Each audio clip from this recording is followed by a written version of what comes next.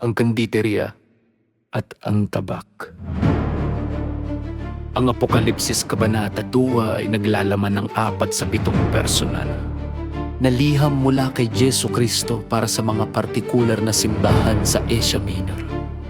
Ang bawat liham ay sumusunod sa isang maayos na huwaran, isang natatanging paglalarawan kay Kristo, isang papuri para sa mabuting ginagawa ng simbahan, isang pagsaway sa mga pagkukulang nito, mga hakbang para sa pagtutuwid, at isang pangako para sa mga magtatagumpay. Ang simbahang nawalan ng pag-ibig.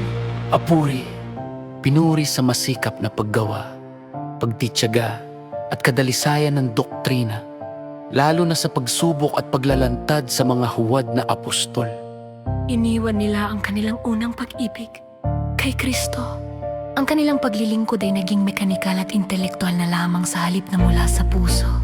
Alalahanin ang kanilang unang sigasig, magsisi, at bumalik sa mga unang gawa na ginawa nila noong simula. Ang mga magtatagumpay ay bibigyan ng karapatang kumain mula sa puno ng buhay sa paraiso ng Diyos. Ang pinag-uusig na simbahan. Kinilala sa pagtitiis sa matinding kahirapan at kapikatian, habang nananatiling mayaman sa espiritual.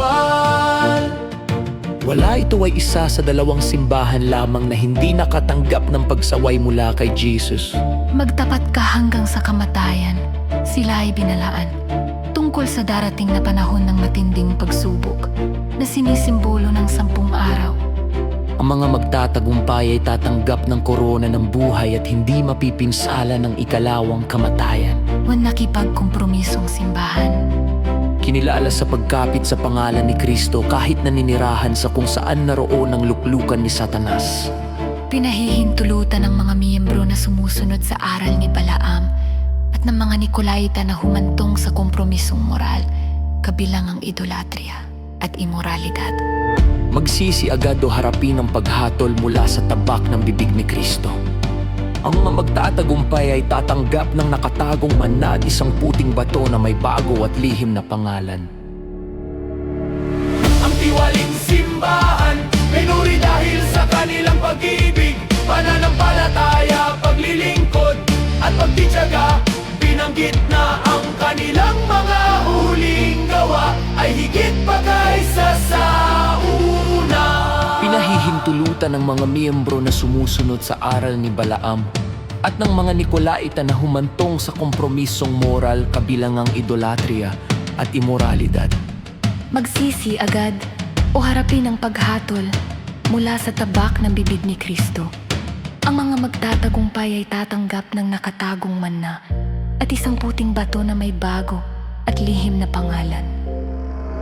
Ang tiwaling simbahan, panuri dahil sa kanilang pag-ibig, pananampalataya, paglilingkod, at pagtityaga. Binanggit na ang kanilang mga huling gawa ay higit pa kaysa sa una. Pinahihintulutan ng isang huwad na propetisa na binansebel na nagligaw sa mga mananampalataya tungo sa idolatria at imoralidad. Ang mga hindi sumunod sa kanyang malalalim na lihim ay sinabihang mga pit na mabuti hanggang sa pagbabalik ni Kristo. Ang mga magtatagumpay ay pinangakuan ng autoridad sa mga bansa at ng tala sa umaga. Mahahalagang aplikasyon sa pag-aaral ng Biblia, pagsusuri sa sarili. Hinihimok ang mga mananampalataya na regular na suriin kung nawala na ang kanilang orihinal na sigasig para sa Diyos, o kung nagpapahintulot sila ng maliliit na kompromiso, pananaw na pangwalang hanggan. Ang mga pagsubok at kahirapan ay pansamantala lamang. Ang espiritual na kayamanan at ang pangako ng buhay na walang hanggan.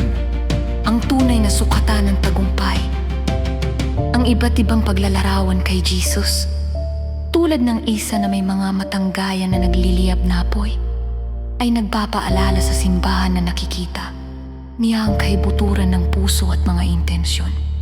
Apokalipsista ang mga gantimpala sa Pergamo, Sa Apokalipsis nangako si Jesus sa mga magtatagumpay sa simbahan ng Pergamo ng dalawang natatanging gantimpala. Nakatagong manna at isang puting bato na may lihim na bagong pangalan. Ang simbolong ito ay hango sa ulat ng matandang tipan tungkol sa pagbibigay ng Diyos ng makapangyarihang tinapay upang sustensihin ng mga Israelita sa ilang banal. Pampaanong ang pisikal na manna ay nagpanatili ng buhay, ang nakatagong manna ay kumakatawan sa espiritual na pagkain at sa tinapay ng buhay. Si Jesu Kristo mismo na pumupuno sa ating pinakamalalim na pangangailangan, ang kaban ng tipan. Ayon sa kasaysayan, ang isang bahagi ng manna ay itinago sa isang gintong sisidlan. Sa loob ng kaban, ito ay tumutukoy sa isang eksklusibo at matalik na pakikipag-ugnayan sa Diyos na hindi nakikita o nauunawaan na wanaw. Sa gitang liyapo para sa mato na kinahintito at tumutito sa isang mariin at tapos magabo ang nilakanin sa mga batikulan nilayunin sa sinauna Ongo e Buragano pagpapunta ng sana song umay Sa mga silaunang pagliti Kristo, ang mamahurado ay dumadaning ng buing bato upon ko-upo para sa pagpapawalang sala at iting na bato para sa pagkanasala ng mundong duto uping bato mula ka Jesus esensiya sa haon na hindi kilbi pang mga nampalataya di pinapangalan.